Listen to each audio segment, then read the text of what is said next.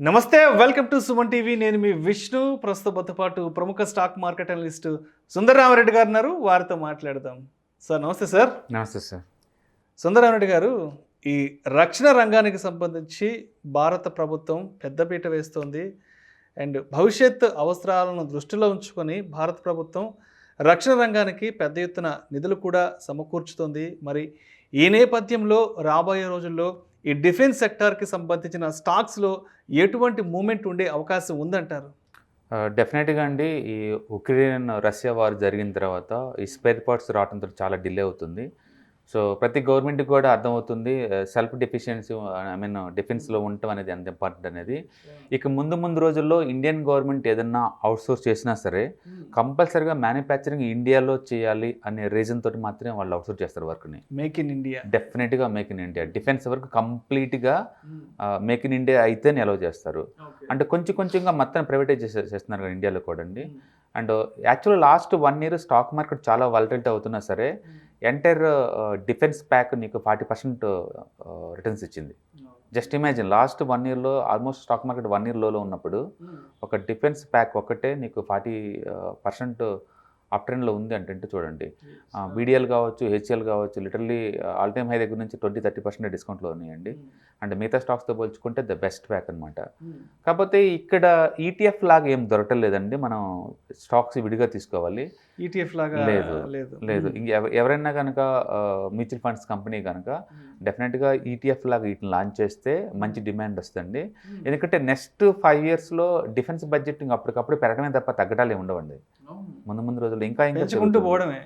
ఎందుకంటే చైనా తోటి ఇష్యూ ఉంది కాబట్టి మనకి దానికి తగ్గట్టు మన డిఫెన్స్ రెడీ చేసుకోవాలి కాబట్టి రెడీగా ఉండాలి కాబట్టి డెఫినెట్గా లోకల్ కంపెనీస్ అందులో బీడీఎల్ ఒకటి, హెచ్ఏఎల్ ఒకటి ఇలాంటి వాటికి అవుట్సోర్స్ చేస్తారు వర్క్ అంతా కూడా. అందుకని ముందు రోజుల్లో మోర్ మ్యానుఫ్యాక్చరింగ్ ఇండియా నుంచే వస్తుంది defence. Okay, technology partners select చేసుకుంటారు. వాళ్ళు ఇండియాలో ఒక మ్యానుఫ్యాక్చరింగ్ ఒప్పుకుంటేనే వాళ్ళకి ఆ వర్క్ అవుట్సోర్స్ చేస్తారనమాట.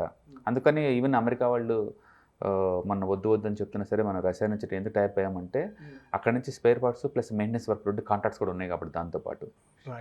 సో అంటే ముందు రోజుల్లో డిఫెన్స్ వర్క్ వేరే వాళ్ళకి ఇస్తే maintenance work plus technology transfer, manufacturing మొత్తం ఇండియాలో ఉండేలాగా ఉంటేనే వాళ్ళు ఇస్తారనమాట. దానితోటి ప్రైవేట్ ప్లేయర్స్ కూడా డిఫెన్స్ ఇప్పుడు ఇచ్చేస్తున్నారు కొత్తగా. ఇంతకుముందుతో పోల్చుకుంటే అడిషనల్గా చాలా వర్క్ ఇస్తున్నారు. అందుకని ముందు రోజుల్లో డెఫినెట్గా ఇది పెరుగుతుంది. ఇండియాలో మంచి లీడింగ్ కంపెనీస్ అంటే ఒక 10 కంపెనీస్ దాకా ఉంటాయండి డిఫెన్స్లో. మన ప్రేక్షకులకు ఉదాహరణ అవగాహన కొరకు మాత్రమే కొన్ని కంపెనీస్ గురించి ప్రస్తావించగలరు? డెఫినెట్గా అండి. అండ్ బీడీఎల్ ఈజ్ లీడింగ్ అండి. అది రేపు రిజల్ట్ కూడా ఉంది, మంచి రిజల్ట్ ఎక్స్పెక్ట్ చేస్తున్నారు బీడీఎల్ ఒకటి. And Hindustan aeronautical limited HAL ఒకటి. అండ్ బిఈ అండి, భారత్ ఎలక్ట్రికల్స్ ఒకటి. అండ్ మిదాని ఉంది. అండ్ జెన్ ఉందండి ఒకటి, జెన్ టెక్నాలజీస్ అని ఒకటి ఉంది అదొకటి. అండ్ డ్రోన్ మ్యానుఫ్యాక్చర్స్ కూడా 1-2 కంపెనీస్ ఉన్నాయి ఆ ఏరియాలో, డ్రోన్ మ్యానుఫ్యాక్చర్స్ ఒకటి అవి. అండ్ ఇంకా ఎంటార్ ఒకటి ఉంది, రీసెంట్గా లిస్ట్ అయిన కంపెనీ 1 year బ్యాక్, అది ఉంది. And garden silk ship building company. So ఇలాంటి కంపెనీస్ ఒక 10 వరకు ఉండేయండి. మనం కనుక నిఫ్టీ indices.comలోకి వెళ్తే కనుక మన డిఫెన్స్ ఇండెక్స్లో ఉన్న స్టాక్స్ మొత్తం మనం చూసుకోవచ్చు. అండ్ నెక్స్ట్ 4-5 yearsలో గ్యారంటీగా మూవ్ అయ్యే స్టాక్స్ ఏదైనా ఉంది అంటే ఇండియాలో అంటే ఆర్డర్ విజిబిలిటీ ప్రకారం డెఫినెట్గా డిఫెన్స్ స్టాక్స్ ఏనండి డెఫినెట్గా. అందుకని పోర్ట్ఫోలియోలో 1-2 స్టాక్స్ని డిఫెన్స్ స్టాక్స్ మనం అలకట్ చేసుకోవచ్చు. Long term investment point of వ్యూలో అయితే డెఫినెట్గా, ఎందుకంటే అది మేక్ ఇన్ ఇండియా కాబట్టి డిఫెన్స్ బడ్జెట్ పెరుగుతుంది కాబట్టి లోకల్గా వర్క్ పెరుగుతుంది కాబట్టి డెఫినెట్గా పర్టికులర్గా BDL and HAL is good bet అనమాట. లీడింగ్ కంపెనీస్ అరౌండ్ ఆ ఏరియాలో. మిగతా కూడా మనం అక్కడ ఒక ఈటీఎఫ్ లాగా ఉంటే ఈ ప్యాక్ చాలా బాగుంటుంది మిగతా వాటితో పోల్చుకుంటే. ఎందుకంటే మినిమం గ్యారంటీ. ఎఫ్ఎన్జీసీ ఆటో ఈ ఈటీఎఫ్స్ ఉన్నాయి కానీ డిఫెన్స్ ఇంకా ఎవరు లాంచ్ చేయలేదు. ఎందుకంటే ఒకటి ఇంత ముందులాగా ప్రైవేట్ ప్లేయర్స్కి అంత గవర్నమెంట్ అలౌ చేసేది కాదు. లాస్ట్ 1 year నుంచి థింగ్స్ చాలా ఫాస్ట్గా చేంజ్ అవుతున్నాయి కాబట్టి ఇప్పుడిప్పుడే గవర్నమెంట్ ఎంకరేజ్ చేస్తుంది ప్రైవేట్ ప్లేయర్స్ కూడా.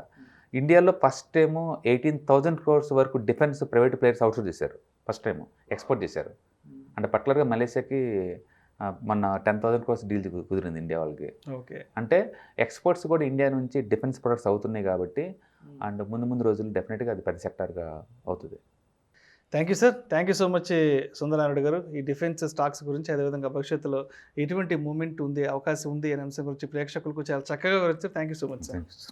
ప్రేక్షకులకు విజ్ఞప్తి, ఈ వీడియోలో ప్రస్తావించబడిన కొన్ని కంపెనీల పేర్లు కేవలం ప్రేక్షకులకు అవగాహన, ఉదాహరణ కొరకు మాత్రమే ప్రస్తావించడం అనేది, ఇవి మా వ్యక్తిగత రికమెండేషన్ అయితే కాదు.